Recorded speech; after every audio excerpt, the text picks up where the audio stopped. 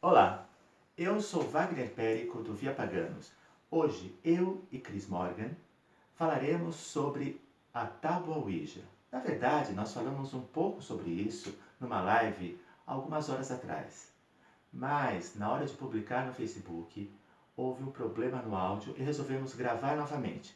Para os nossos alunos, as pessoas que não participaram e pessoas que gostem do tema, para que possam ter acesso a essas informações. Em primeiro lugar, o que é a tábua Ouija? Bem, aqui temos a tábua. O que nós vemos nela? O alfabeto, os números de 1 a 9 depois do zero, a palavra não, a palavra sim, dia, noite e adeus. Junto da tábua, nós também temos isso que é chamado de prancheta ou planchete, que através dos dedos colocados nela, há a comunicação através da tábua. Mas comunicação através da tábua? Mas com quem? Bem, diversos seres podem ser contactados, fantasmas, espíritos, divindades, mas sobre isso conversaremos daqui a pouco. Agora, e a origem da tábua? Bom, a tábua Ouija, conforme a gente conhece nessa versão, na verdade ela foi pensada por volta de 1850, numa época em que estava acontecendo o fenômeno espírita, espiritualista, da manifestação dos espíritos nas mesas girantes ou nas mesas barulhentas, né? Conhecidos inicialmente pelo trabalho das irmãs Fox. Porém, algumas pessoas começaram a pensar também numa forma mais funcional de contato com os espíritos. E, no meio dessas ideias, surgiu a ideia da tábua Ouija nos Estados Unidos. A origem dela, quem se deve, existem várias versões, a gente não vai se ater tanto a isso agora, mas a patente comercial da tábua Ouija, nessa forma, neste desenho, foi patenteada em 1891 nos Estados Unidos. Porém, aqui no Brasil, a gente tem o fenômeno do contato com os espíritos através de outras formas também. Todo mundo conhece ou já praticou a experiência da brincadeira do copo, ou até mesmo da brincadeira do compasso, da brincadeira da caneta, né? Onde numa superfície você coloca também o alfabeto, os números, o sim ou não, até inspirado na Ouija, e tenta então uma comunicação com espíritos através do movimento do copo, da caneta ou do compasso no lugar da planchete, né? Agora, a Ouija ficou muito conhecida nos Estados Unidos e também ficou muito conhecida por causa dos filmes de Hollywood, né? E também começou a ficar muito temida, né? Será que então é perigoso usar a Ouija? Será que usar a Ouija realmente atrai demônios, atrai maldições, atrai malefícios? É só isso que a Ouija atrai? Olha, na verdade, muito do que as pessoas sentem da Ouija, elas têm um verdadeiro pânico. Há pessoas que em palestras, elas não querem nem saber da tábua dentro da sua casa. O que, de certo modo, é incoerente, porque no Brasil existe fenômeno de incorporação de espíritos em casas em centros de umbanda ou uma série de outras religiões que trabalham com isso, mas as pessoas se acostumam, né?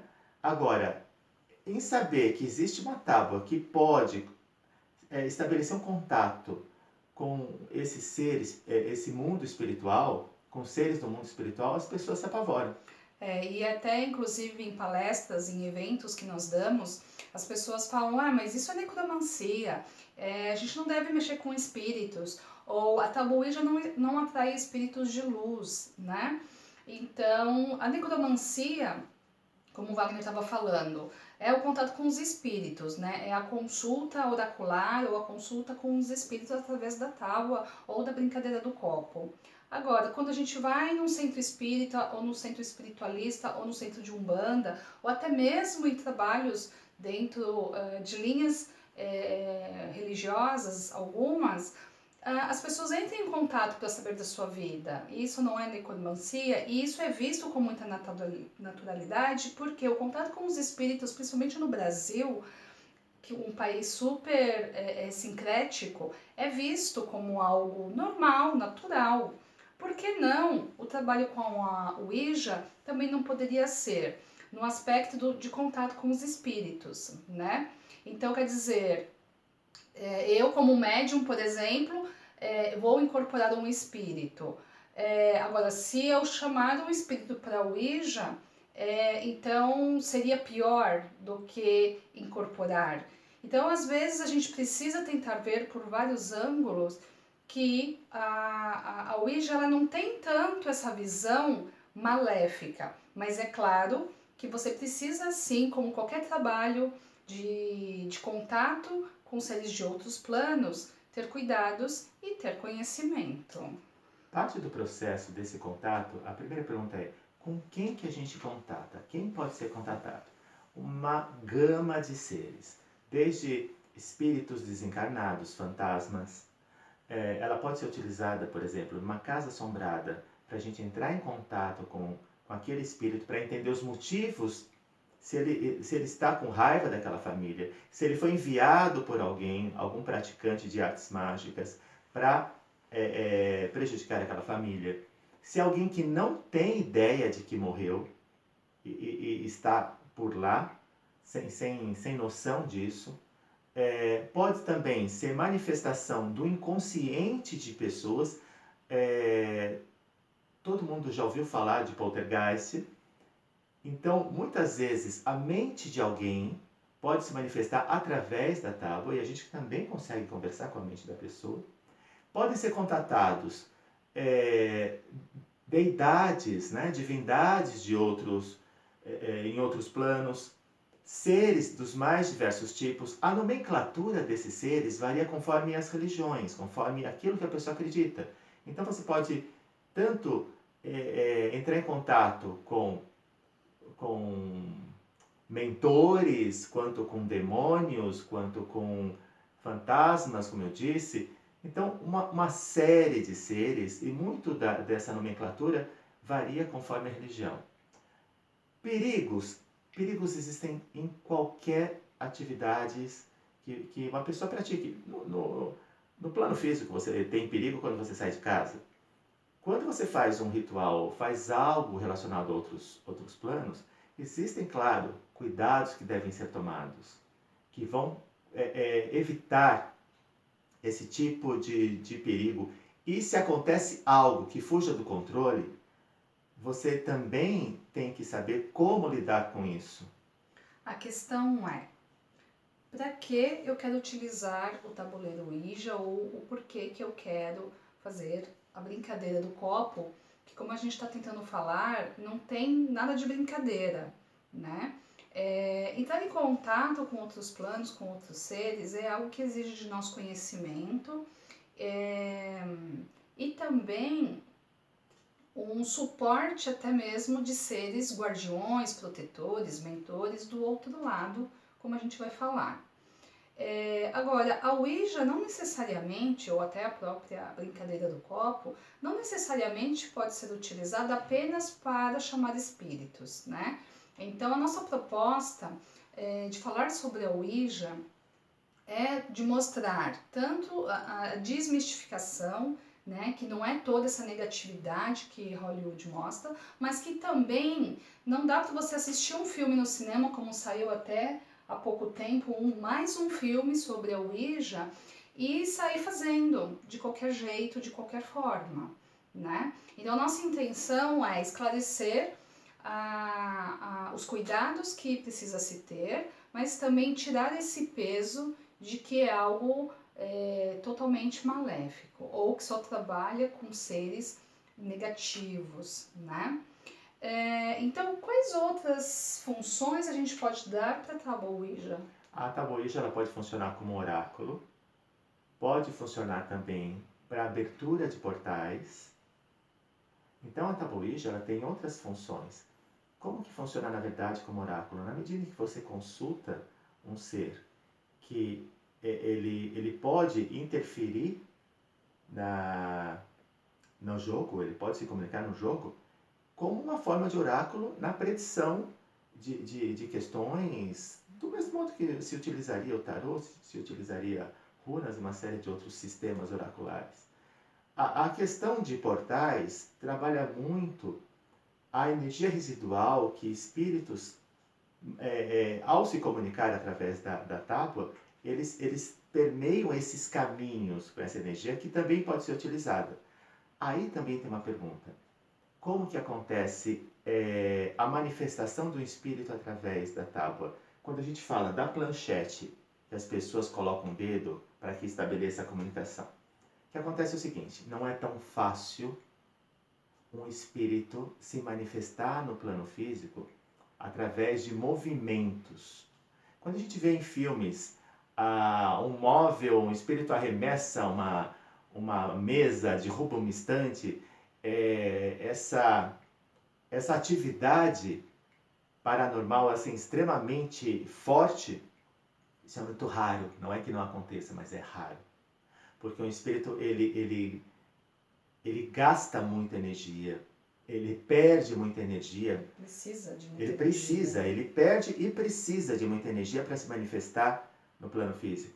Parte da energia que ele se utiliza é a energia do meio ambiente, mas também a energia da pessoa que utiliza a tábua. Então, quando a gente coloca o dedo sobre a planchete, a gente faz uma conexão pela qual o espírito vem e se manifesta no plano físico. Então, ele vai pegar energia do meio, das pessoas que estão utilizando a tábua, e ele vai conseguir fazer essa manifestação junto à planchete, ou na brincadeira do copo junto ao copo. Então, não é tão simples que isso aconteça. Por isso que o fato de você desejar fazer a experiência da tábua Ouija não quer dizer necessariamente que você vai conseguir ter esse processo logo na primeira vez, né? Nós já temos uma experiência e nem sempre no início a gente conseguiu ter resultados e aos poucos nós fomos percebendo o que facilitava, o que dificultava. E dos processos que facilita é justamente prover uma energia para que o fenômeno aconteça, porque seja o ser que for, ele não é um ser mais que pertence a esse plano, logo ele não tem uma energia mais terrestre, né, ou uma energia mais etérica. Então nós procuramos prover essa energia e também não é interessante que nós doemos só a nossa energia. Então tem formas de doar energia através dos 4 elementos, através de outras fontes de energia, para que este ser se manifeste, né? E aí tem também, a gente falando dos usos da Ouija, né? Além da parte oracular ou necromante, no sentido de consulta aos espíritos, a gente também pode consultar ou buscar a Ouija para outros propósitos até bem interessantes, como estudo, como contato com mestres, guias, ancestrais. E dos usos mais utilizados pela Ouija é o contato com entes queridos que já se foram, que já faleceram, né? Então, para quem trabalha também na área da magia, tem diversos usos que você pode fazer com a Ouija para o aspecto mágico, né? E também com contato com seres de outras dimensões, inclusive também com seres elementais e tudo mais. A questão é simplesmente eu chegar na Ouija e perguntar, tem um espírito aqui? Não, normalmente a gente vai preparar o ambiente. A tábua Ouija ela pode ser usada em qualquer ambiente. Muitas vezes em filmes a gente ouve falar que não se deve usar em cemitérios. Na verdade, não é que seja proibido. O que acontece é que o cemitério, pela quantidade de energias e espíritos que se encontra ali naquele ambiente, é difícil controlar. E parte do processo de utilização da tábua é o controle que você tem sobre uma situação, justamente para evitar que coisas atrapalhem e, caso aconteça, o que fazer para voltar a uma harmonia naquela sessão, seja o nome que se dê a prática com Ouija. Você não consegue ter um ambiente controlado energeticamente, espiritualmente, até porque, como o Wagner falou, tem uma variação enorme de frequências, de tipos de seres e tudo mais. E esse controle do ambiente energético e espiritual é fundamental para que a gente atraia ou invoque um ser específico, né? Por exemplo, quando nós vamos trabalhar com a tábua, a primeira coisa é saber onde vai ser feito, quem será trabalhado, qual o espírito. É um espírito que não se conhece? Ou vamos trabalhar com algum espírito específico já de antemão, alguém que já tenha sido pré-estabelecido, seja uma divindade, seja um guia, seja os seres, né? Os seres que você deseja se comunicar. A partir desse momento que você sabe quem é, você estabelece um círculo mágico no lugar. Esse círculo você vai purificar o lugar, estabelecer esse círculo, chamar um guardião para esse plano físico, mas também um guardião em outros planos. Para quê? Para que você consiga trabalhar melhor e evitar que algo fuja do controle, porque você tem um guardião no físico, um guardião no outro plano. Essa questão do círculo aí vai depender também do conhecimento que cada pessoa tem, conforme também cada linha de crença ou de religião que a pessoa tenha. O que a gente fala em termos de círculo é, na verdade, ter um espaço energético, né, de proteção que você crie, né, e que você determine ali que a partir daquele espaço, né, você pode imaginar uma bolha, você pode colocar elementos ali naturais ou elementos que para você que simbolize proteção, que determine um limite, um perímetro, né? Um perímetro, isso mesmo, de proteção, que nada saia, que nada entre sem que seja aquilo que esteja sendo chamado com o aval dos guardiões. Sim. E os guardiões aí dentro também de cada linha que se acredita, né? E dentro do que foi acordado com cada um. A partir do momento que você tem o círculo ou o local, o perímetro pré-estabelecido, você tem os guardiões, você também vai colocar elementos para fornecerem energia para o espírito para que ele se manifeste. Ou ser, né? Então, por exemplo, os 4 elementos, cartas de tarô, runas, cristais, tem uma série de elementos conforme a situação que vão ser escolhidos para essa função, para que consigamos estabelecer a comunicação. Tá, fizemos tudo isso. Isso é garantia de 100% de comunicação? Não. Por quê? Porque depende da vontade do ser. E também, uma como eu comentei, uma das procuras maiores da Ouija é a conexão com entes falecidos, né? E nem sempre se sabe se esse ente ele está disponível para esse contato. Então aí também é interessante, no contato com algum familiar ou amigo que já faleceu, que você também tenha um guia, um guardião, um amparador, como cada um chame, para fazer esse intermédio. Por quê? Porque se esse ente querido não está disponível por algum motivo, esse guia vai te dizer ou vai te orientar que no momento não é possível, ou talvez até te passe alguma informação sobre esse familiar.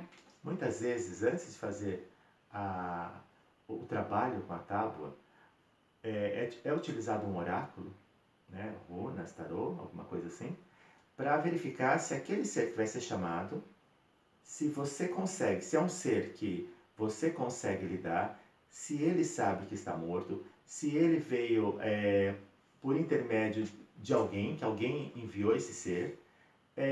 A gente já consegue obter informações que vão nos ajudar no contato. Se aquele ser ele tem palavra, se é um ser... porque muitas vezes, isso a gente vê em filme, pode acontecer, em que você chama um ser e se manifesta um outro com nome. Por isso que nós temos os guardiões para impedir esse tipo de manifestação. Para que você saiba que realmente é aquele que você chamou. Porque senão seria muito fácil.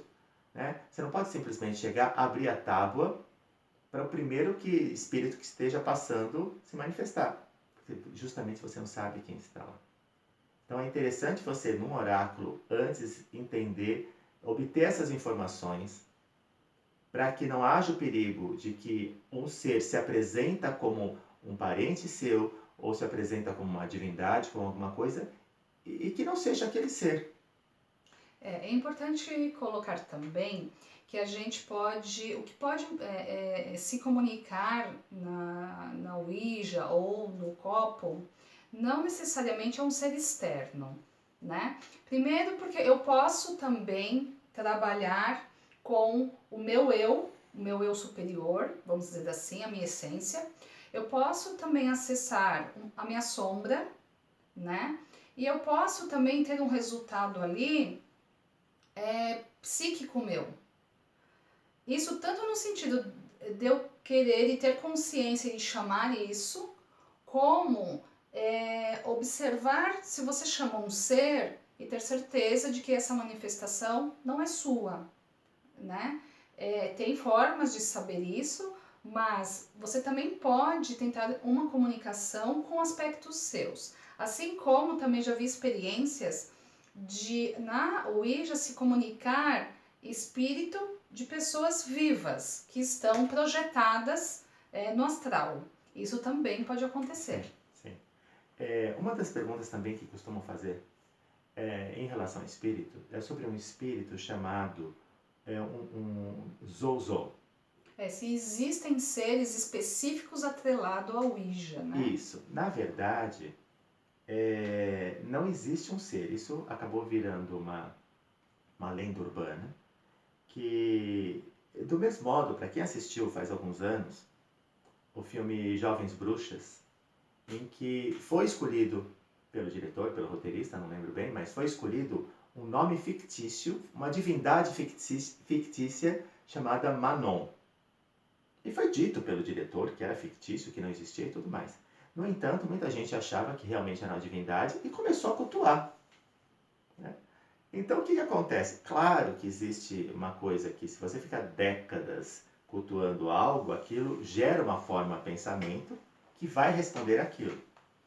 Mas não é um ser pré-existente. Assim como esse ser, Zouzou, não é um ser pré-existente. Ele nasceu de uma lenda urbana e vem sendo alimentado, mas não se pode considerar uma forma de pensamento ainda.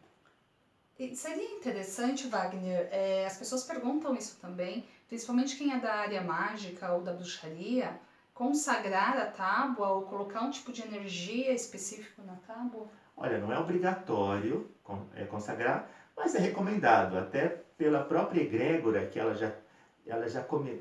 foi alimentada por essa questão de Hollywood, desse medo das pessoas. Então, justamente para desvencilhar desse medo, pode-se trabalhar com a tábua consagrada.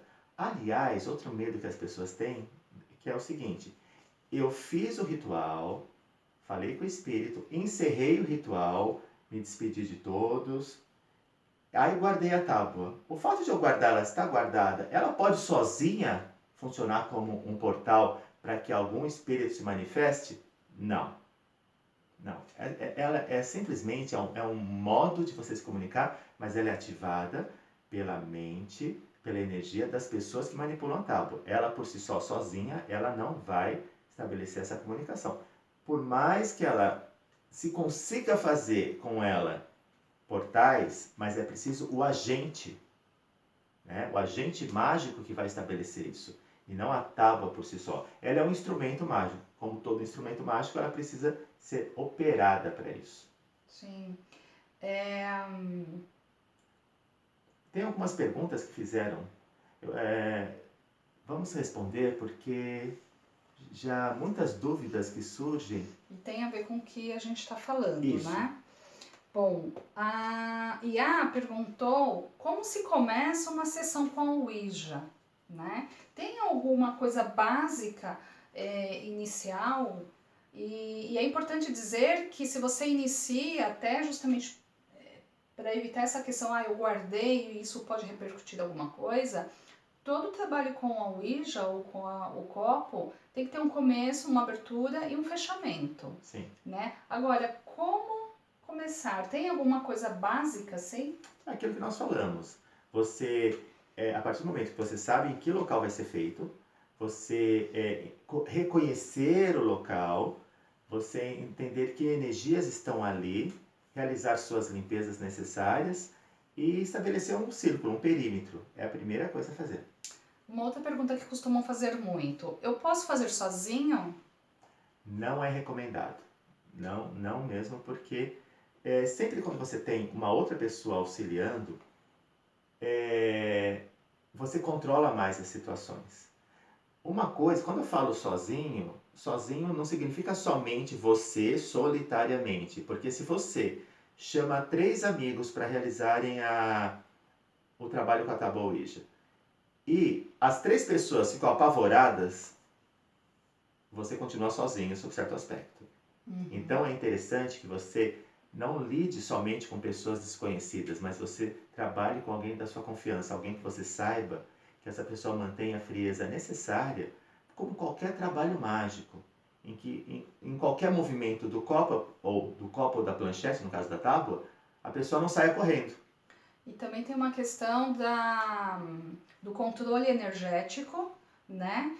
Para quem não é tanto da magia da bruxaria e é de outras linhas espiritualistas, normalmente costumam se fazer uma corrente, né? Um círculo de pessoas, enfim. E se você sozinho, ali você tem pouca energia, né? Como a gente estava falando, a gente também acaba doando um pouco de energia para que o fenômeno aconteça. Sim. Embora a gente vai usar outros elementos externos para que a energia não seja só nossa. Mas, além de uma questão de segurança, que é bom você ter mais alguém caso algum imprevisto aconteça, há também essa questão de uma egrégora maior, de uma força maior, com a presença de outras pessoas que não entrem com essa mente de medo, de receio e tal. E claro que para isso tem que ser pessoas que tenham algum conhecimento, que já tenham alguma vivência, enfim, né? Isso, inclusive, Ana, para que quando aconteça algo que fuja do controle, porque, como tudo, há uma possibilidade, sim. O que se pode fazer? Você tem que saber como, aí dependendo, claro, do sistema mágico ou religioso que a pessoa pertença, existem formas de você lidar com isso. E é interessante, quanto mais formas você conheça, mais recursos você tem. Seja para fazer um exorcismo, existem orações em latim para exorcismo, existem meios dentro do paganismo para você realizar esse banimento, em várias religiões e sistemas mágicos. Então é interessante você conhecer como fazer para mandar embora um espírito, caso, principalmente nesses em que a gente vai numa casa assombrada, contatar o espírito. E às vezes você tem espíritos que têm raiva, tem espíritos que dão mais trabalho. Então, em relação a isso, você tem que saber como utilizar uma técnica caso seja necessário enviar esse espírito, até no sentido assim, não só conversar, mas tirá-lo daquele lugar. Até pegando isso que você está falando, Wagner, a gente está falando aqui até agora de uma sessão ou um trabalho com a Ouija dentro de um ambiente controlado, na qual nós vamos chamar algum ser. Mas a Ouija também pode ser usada em casos de lugares assombrados, né? Em que pessoas com conhecimento, treinadas, enfim, com profundo conhecimento de lidar com o mundo espiritual ou com outros planos, pode também se utilizar da Ouija para saber do que está acontecendo ali, para entrar em contato com esses seres, que não necessariamente são seres espirituais, espíritos, como o Wagner falou, do efeito poltergeist. Às vezes são energias psíquicas, né, parapsíquicas dos moradores.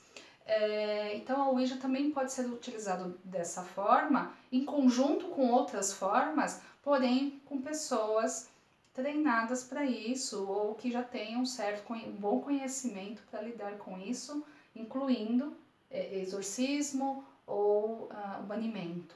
Né? Quando fazemos rituais, muitas vezes, nós temos que estabelecer todos esses limites e essas possibilidades. Por mais que você tenha um ritual controlado, por mais que você tenha uma série de formas de você mensurar o que pode sair de errado e, e saber lidar com isso, antes de realizar uma sessão de Ouija, você tem que ter tudo isso muito bem alinhavado, justamente para você ter segurança.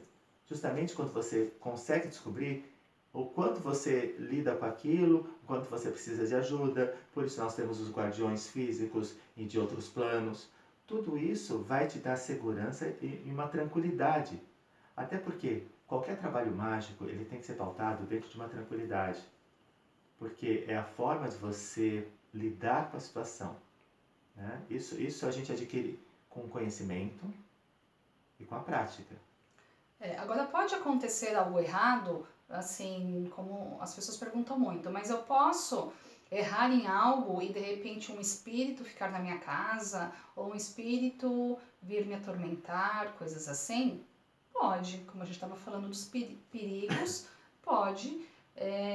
Porém, aquilo que a gente estava falando, né? Se eu for também num centro espírita, no espiritualista, num trabalho espiritual, e de repente eu trabalho lá, como eu já participei de rituais em outros lugares, de outras pessoas, na qual o ritual em si não foi bem ancorado, não foi bem feito, eu saí de lá com seres que acabaram invadindo o próprio ritual, né? Então, sim, a gente pode correr desse risco. Agora, uma das questões que auxilia é, toda vez que você for utilizar a Ouija ou a brincadeira do copo, você saber quem você quer chamar, né? Para que você quer chamar, né? E sempre com proteção espiritual, seja o guardião e a proteção no próprio ambiente. Aí a gente entra numa outra pergunta que fizeram aqui. Tem como direcionar a energia, né, ou a conexão a espíritos de luz, somente a espírito de luz, ou no momento da sessão pode vir qualquer espírito presente? Aí entra isso que a gente estava falando. Tem uma questão também que, assim, algumas religiões têm uma visão muito maniqueísta, né, da relação espiritual com os seres. E nem tudo é só bom, nem tudo é só mal, né? Então a gente tem que... Tudo vai depender muito também da crença da pessoa.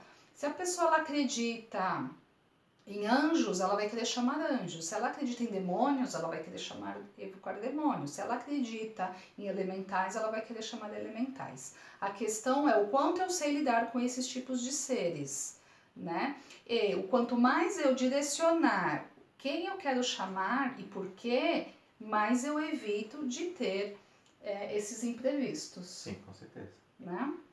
Outra pergunta. Eu tenho muita vontade de praticar a Ouija, mas o medo de deixar um portal aberto para o mal impõe medos. Então, o próprio medo já é uma porta aberta, né? O medo, ele sempre tem uma tendência, por isso que a gente fala desse controle que a gente tem que ter. A gente percebe quando você... Uma coisa assim boba, mas você tem medo de lagartixa. É em cima de você que ela cai. Né? A lei de Murphy. A lei de Murphy. Então, eu não aconselho quem tenha um grande pânico, que fique apavorado com a Tabu Ouija, já começar querendo fazer uma sessão. O que deve fazer? Começa a se informar sobre as coisas. A informação liberta, a informação, o conhecimento, eles fazem com que você entenda de fato o que é possível e o que não é. Porque senão a mente ela amplia aquilo de uma forma que a pessoa já entra apavorada. E metade da chance, ela já entra com metade da chance de algo dar errado, até pelo próprio medo. Né? Isso faz com que ela gere uma tensão e isso atrapalhe muito. Uma vez numa palestra no Rio de Janeiro, uma pessoa me perguntou assim, me afirmou, né? Mas a Ouija, ela não vai receber espíritos de luz. A Ouija só vai atrair espíritos inferiores, né? E aí, já dentro do que essa pergunta diz, o mal, a gente tem, de novo, uma visão muito maniqueísta e ao mesmo tempo a gente tem uma tendência a achar que tudo é mal, que é só o mal, né? Primeiro por uma influência da mídia, dos filmes e tudo mais, mas os seres considerados seres de luz ou seres que não nos querem mal também podem ser acessados. Nós somos rodeados espiritualmente, energeticamente, magicamente, por espíritos que querem ajudar e espíritos que querem atrapalhar. A questão é qual sintonia você quer fazer parte. Então, se eu já entro num trabalho com a Ouija com medo de só atrair coisas ruins, então eu não sintonizo com coisas que vão me favorecer, né? E sem falar que às vezes é difícil você estabelecer o que é bom e o que é ruim. Você tem um leque, não é tão É um simples assim. gradiente, né, de Não possibilidades. é uma coisa tão simples estabelecer o ser que é bom, o ser que é ruim. Isso esbarra muito no preconceito também. Sim. Outra pergunta. Os elementos ajudam a ceder energia ao espírito, ao ser? Também pode direcionar qual deles vamos contatar? Essa é a pergunta da Paula Gonzaga. Ajudam, com certeza. Trabalhar com os elementos ajudam a gerar essa energia que o espírito vai utilizar, sim, sem dúvida. Mas ele não necessariamente, a gente está falando de fogo, terra, água e ar, né? Eles vão ajudar a alimentar, né, o processo, mas não necessariamente eles vão direcionar que tipo de ser vai vir. Quem vai direcionar o tipo de ser que vai vir somos nós. Sim. Tá? A pergunta do Sávio da Costa. Sim, direcionar, é verdade. Quais dicas para o corpo físico se preparar para uma sessão de Ouija? Tem alguma coisa? Para o corpo físico? Na verdade, assim, todo trabalho espiritual, se você se alimenta muito, de uma forma muito pesada, você já percebeu? Se você, para qualquer coisa, você vai comer muita coisa e depois vai trabalhar, você começa a ficar com sono, a digestão é difícil, tudo isso interfere em qualquer situação. Então, você pode fazer um banho de purificação, você pode ter uma alimentação leve. São coisas que ajudam nesse trabalho com a Ouija.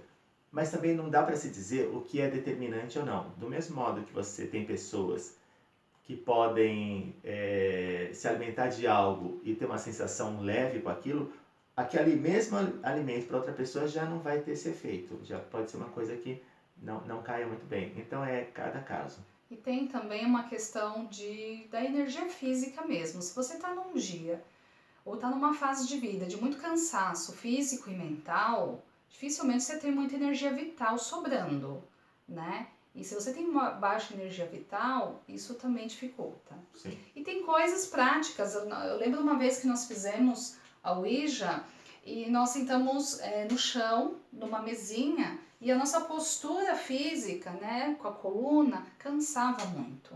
Então chegou no meio do processo, a gente não aguentava mais ficar ali naquela posição. Então, estar numa posição confortável, Exato. estar de forma confortável, né, também conta. Questões meramente físicas, mas que impactam no processo. A outra pergunta. Ouija com runas é possível? Da Andréas. As runas como letras. Olha, a questão que acontece é assim. No geral, você vai ter... o ideal é utilizar runas. Você pode também acrescentar. Por exemplo, você tem aqui o alfabeto e poderia também colocar um campo com runas, para até que aquele espírito usasse como oráculo as runas. Mas também poderia usar com tarô. A questão é que, se aquele espírito ele está inserido nessa egrégora das runas, ele pode responder. Se não, pode ser que, se você só tivesse runas, você não tivesse respostas. É a mesma coisa se eu colocasse só hieróglifos egípcios ou colocasse kanjis chineses. Aquilo faz parte da linguagem cultural de uma egrégora de um povo. Né? E, mediante isso, não é todo o espírito que vai responder a essa energia, que vai estar sintonizado com essa energia. Então, isso pode ser uma das coisas que impeçam um contato mais profundo, ou um contato de fato, né? Então, eu não recomendaria utilizar as runas no lugar do alfabeto. Se eu criasse uma outra tábua, porque não é necessário que seja só nesse formato, você tem alguns formatos diferentes de tábua que foram acontecendo conforme a tábua foi sendo usada, pessoas começaram a fazer algumas modificações. Nós temos, às vezes, tábuas redondas em que você tem o alfabeto todo num círculo. Algumas mesas mesmo psicotrônicas, mesas radiônicas, que estabelecem um trabalho mágico, um trabalho de contato com seres para se trabalhar energeticamente, que não posso dizer que elas sejam, que elas tenham vindo da tábua Ouija, não é isso, mas eu digo que sim, que são Formas de comunicação. formas de comunicação e formas de se trabalhar magicamente com os seres, foram criadas com mais elementos. Então, nada impede que alguém acrescente no que já funciona outros elementos para também tentar outras formas de contato. Isso é possível. Mas aí a gente poderia usar as runas e o tarô como uma ferramenta. Mais uma ferramenta, né? Mas não substituir a ferramenta que já... As letras. Sim. Né? A gente pode usar até como proteção, Sim. como um endereço energético de proteção, enfim, né? Ou até mesmo como um oráculo. Na parte de oráculo também poderia ser trabalhado isso. Mas seria algo acrescentado, mas não no lugar das letras. O que mais? O Felipe Lima perguntou, tem como conectar com o ente querido que já faleceu? A gente até comentou sobre isso. Sim, mas a gente aconselha não contatar só diretamente este ente querido, e sim contar com a ajuda de um guia, de um guardião, para que traga este ente, ou se esse ente não puder vir, que lhe informe o porquê, né? A pergunta da Rafinha, Exus e protetores podem falar conosco através do tabuleiro? Podem sim. Mesmo que, a princípio, a tábua Ouija, ela faça parte de um outro inconsciente coletivo originário da Europa, você tem, a partir do momento que ela foi introduzida no Brasil, também podem se manifestar, né? Exus são muito trabalhados dentro do inconsciente coletivo brasileiro. Quando a gente vê, muitas vezes, em determinadas igrejas, em determinados trabalhos espirituais que são contatados seres, você vê assim, normalmente são Exus e não seres de outras culturas. Por quê? Porque fazem parte do inconsciente coletivo brasileiro, fazem parte da nossa informação cultural. Mas a tábua Ouija, ela também já foi introduzida no Brasil há mais tempo, então podem ser contatados sim também. A pergunta da Lucimara, como diferenciar o fenômeno anímico ou não?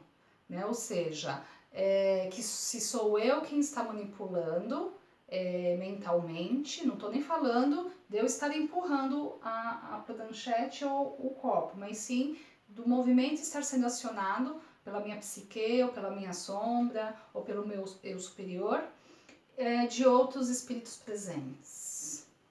Isso, na verdade, nasce da sua própria vivência e capacidade de análise sobre algo, né? Quando uma pessoa... Isso também faz parte da informação, do conhecimento e da prática, que só o tempo vai trazer, porque no começo, quando você começa a lidar com magia, com energias, existem dúvidas. Sim, uma das formas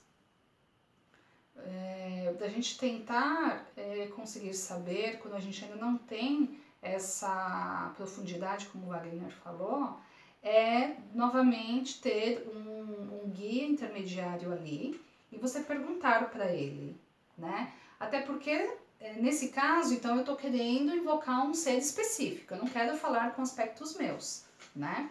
Então eu posso perguntar para o guardião que está acompanhando se realmente é uma manifestação de outro ser ou meu, e também eu posso perguntar para aquele espírito ou aquele ser algo que eu sei que eu não tenho conhecimento algum, né? Para ter certeza que não sou eu, a não ser que eu queira trabalhar com algum aspecto meu. Sim, a ideal é assim, se eu não sei a resposta, tem que encontrar alguém que saiba. Tendo um mentor, um guardião, o nome que se queira dar, já é uma forma de você ter algo mais que possa julgar aquilo. A Cristina Retori perguntou Como mandar embora um ser que aparentemente você está se despedindo, mas você percebe que ele não vai embora. Isso aconteceu comigo. Primeira vez que eu tive a experiência com a brincadeira do copo, né? Como a gente já falou que não é brincadeira. Eu tinha 12 anos, eu já era curiosa com esses fenômenos ocultos e nós éramos todas crianças, né? E o fenômeno aconteceu, o copo se mexeu e nós utilizamos um copo de plástico porque a gente ouvia dizer que o copo estourava, que o copo quebrava, e nós pegamos um copo de plástico, não descartável, ele era bem de um plástico resistente, e uma das meninas que estava no grupo, ela começou a ficar com muito medo, e de repente o copo começou a girar, e ele não parava mais, e a gente começou a rezar, a pedir ajuda para os anjos da guarda, né, com 12 anos, e nada do espírito ir embora. Antes disso, eu fiquei muito cismada, eu achei que éramos nós que estávamos manipulando conscientemente o copo, então eu perguntei para o espírito, olha, se realmente você está aqui, eu peço que o copo ande sozinho. E nós tiramos a mão do copo e realmente ele se mexeu sozinho. E aí depois de um tempo, quando uma das meninas começou a sentir muito medo, ele começou a girar constantemente, por mais que nós rezássemos, ele não parava. Aí nós paramos o copo, né? Imagina, crianças não tinham experiência de nada, nós rezamos muito, até que chegou uma hora que ele parou. Agora, a questão